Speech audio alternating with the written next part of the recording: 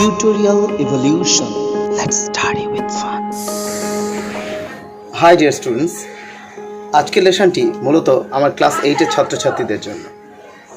আজকে আমি তোমাদের জেমস রিভের লেখা একটা পোয়েম দ্য সি বিস্তারিতভাবে আলোচনা করব। Okay, so stay tuned and bear with me.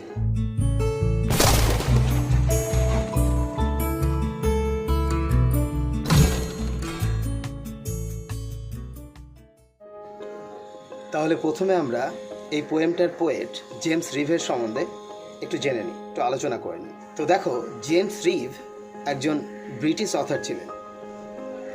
প্রথমত আমরা জেমস রিভকে তার কবিতার জন্যই চিনি, এছাড়াও তার বিশেষ কন্ট্রিবিউশন আছে অ্যাজ এ প্লেরাইট হিসাবে আর অ্যাজ এ শিশু সাহিত্যিক হিসেবে।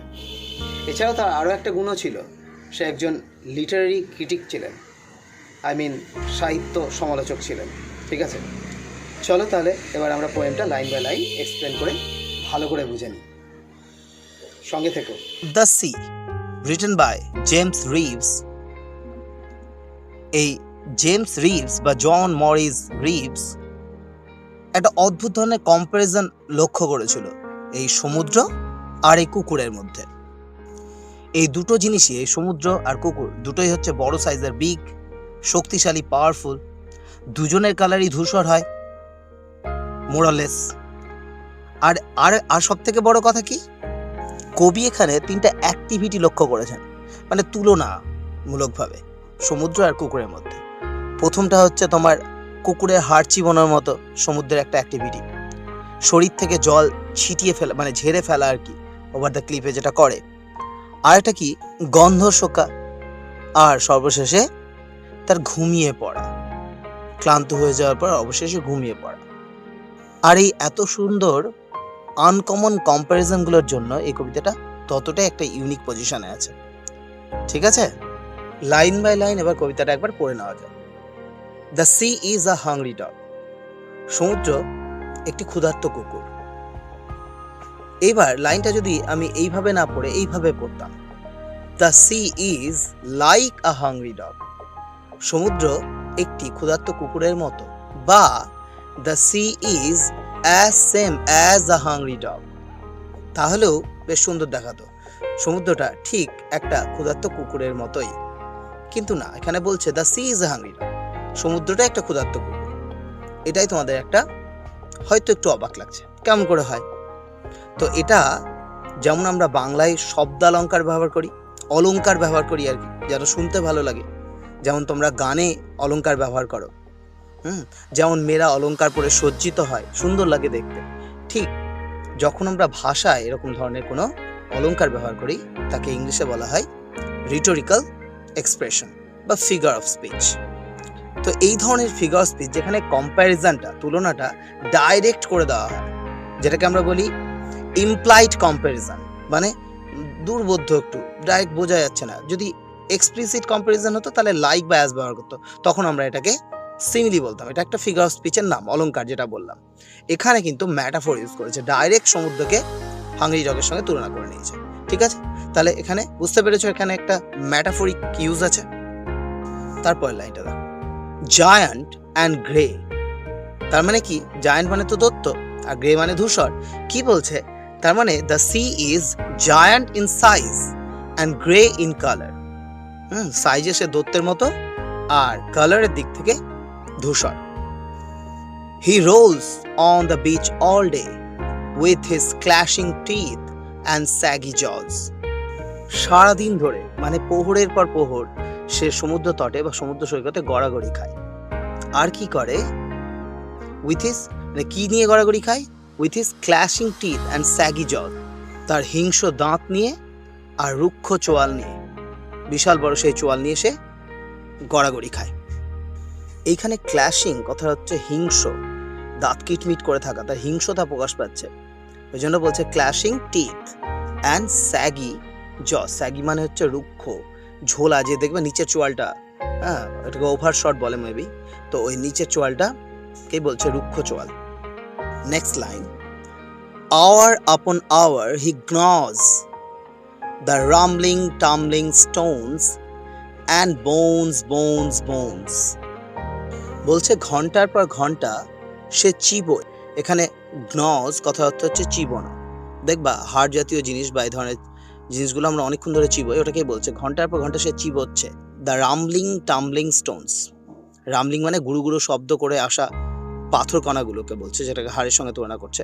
কারণ যখন ওয়েভসগুলো আসে তখন পাথরের গুড়ি টুড়িগুলোকে, পেবলস যেগুলোকে বলি, সেগুলোকে গড়িয়ে নিয়ে আসে। আর টামলিং মানে ওই যে গড়াচ্ছে সেগুলো স্টোনগুলোকে যেন সে চিবোচ্ছে। আর ঠিক তার পরের লাইনটা অ্যান্ড বোনস, এটাই হচ্ছে ওই টামলিং স্টোন, যেগুলো পেবলস ধরনের পাথরগুলো বা তার থেকে বড়, সেগুলোকে হাড়ের সঙ্গে তুলনা করছে। ঠিক আছে, bones. Next line, the giant sea dog moans licking his greasy paws. এই দৈত্যসম বিশাল কুকুরটি যেন বিলাপ করছে, মানে বিলাপ করছে বলতে এখানে আরো চায় হাড় সম স্টোনগুলো, আরো সে চায়, এই জন্য সে বিলাপ করছে। অ্যাকচুয়ালি এই মর্নস মানে হচ্ছে কাতরানির মৃদু আওয়াজ। লিকিং হিজ গ্রিজি পজ, তার তৈলাক্ত থাবাটাকে লিক করছে সে। লিক মানে চাটা এখানে, কিন্তু এখানে লিক বলতে এখানে আরো চাওয়াটাকে বোঝাচ্ছে, তার তৈলাক্ত থাবাগুলি চাটতে। Next stanza, and when the night wind roars, আর যখন রাত্রিকালীন বাতাস যখন গর্জন করে, যেটাকে আমরা উতাল হাওয়া বলি বা উত্তাল হাওয়া, খুব জোরে যেহেতু এটা বয়ে চলে ওই জন্য গর্জন করার সঙ্গে তুলনা করছে। and the moon rocks in the stormy cloud, মেঘের আড়ালে চাঁদটা একবার ভিজিবল হয় আর আবার লুকিয়ে যায়, আবার ভিজিবল হয় আবার লুকিয়ে যায়, এই জন্য এটাকে বলছে rocks in the stormy clouds.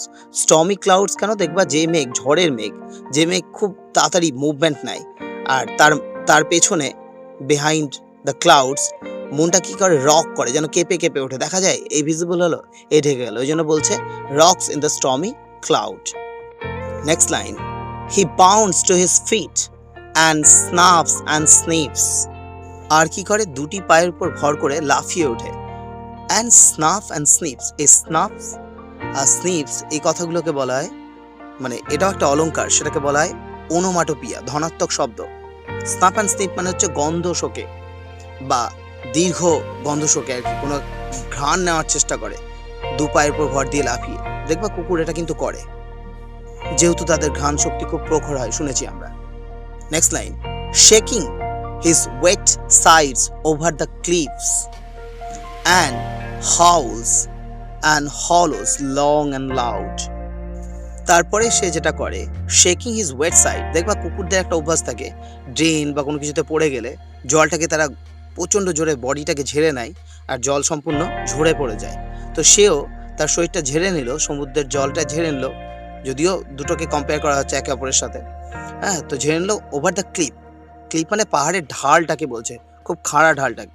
আর ঠিক তারপরেই and Howl's and hollows long and loud, এই কথাটা কুকুর বা নেকড়ে জাতীয় প্রাণীর ডাকটাকে বলছে, গর্জে ওঠে, চিৎকার করে ওঠে খুব জোরে, লং অ্যান্ড লাউড, অনেকক্ষণ ধরে জোরে। But on quiet days in May or June, when even the grasses on the dune play no more their reedy tune.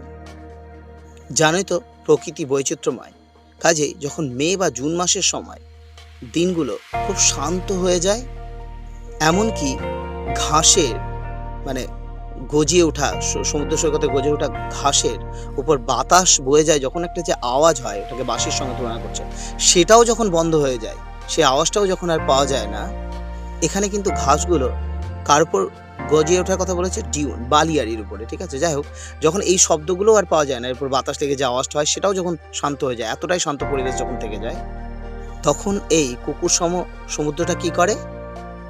With his head between his paws, he lies on the sandy shores, so quiet, he scarcely snores. তখন সে কি করে? তার মাথাটা between his pause, তার দুটো থাবার মাঝে মাথাটাকে গুজে নেয়, আর বালিময় সৈকতে সে চুপটি করে শান্তভাবে শুয়ে থাকে। এখানে সমুদ্রের কথাই বলেছে, তখন সমুদ্র স্নান্ত হয়ে যায়, একদম শান্ত, কোয়াইট। আর এতটাই শান্ত হয়ে যায়, সো কোয়াইট হি স্কার্সলি স্নটস, যেন মনে হয় সে যেন নাকও ডাকছে না। তুলনা করেছে দেখো কত সুন্দর, মানে কদাচিৎ, সেলডাম, মাঝে মাঝে, স্কার্স দিয়ে যেন বলেছে সে মাঝে মাঝে একটু হয়তো ডেকে ওঠে, নাক ডেকে ওঠে মাঝে মাঝে। এই হচ্ছে কবিতা, খুবই সুন্দর একটা কবিতা। তোমরা অবশ্যই নিজে একবার পড়ো, আমার এক্সপ্লেনেশন ছাড়া নিজে একবার পড়ো, দেখবা তোমরা সব পারছো। জাস্ট ওয়ার্ড মিনিংগুলো একবার খাতায় নোট ডাউন করে নাও। ওই জন্যই আমি যখনই কোনো ভিডিও লেসনের কথা বলি একটা খাতার পেন নিয়ে বসবে, দেখবে এটা তোমাদের হেল্প করবে মেমোরাইজ করতে। ওকে ডিয়ার স্টুডেন্টস, আশা করি বুঝতে পেরেছো। আর আমার এই ভিডিওটা যদি তোমাদের মনে স্থান পেয়ে থাকে তাহলে অবশ্যই সাবস্ক্রাইব করো আর বেল আইকনটা প্রেস করে দিও যেন আমার ভিডিওর ফার্স্ট নোটিফিকেশন তোমার কাছে চলে যায়।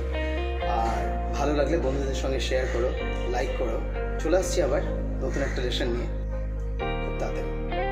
Thanks for watching. টাটা।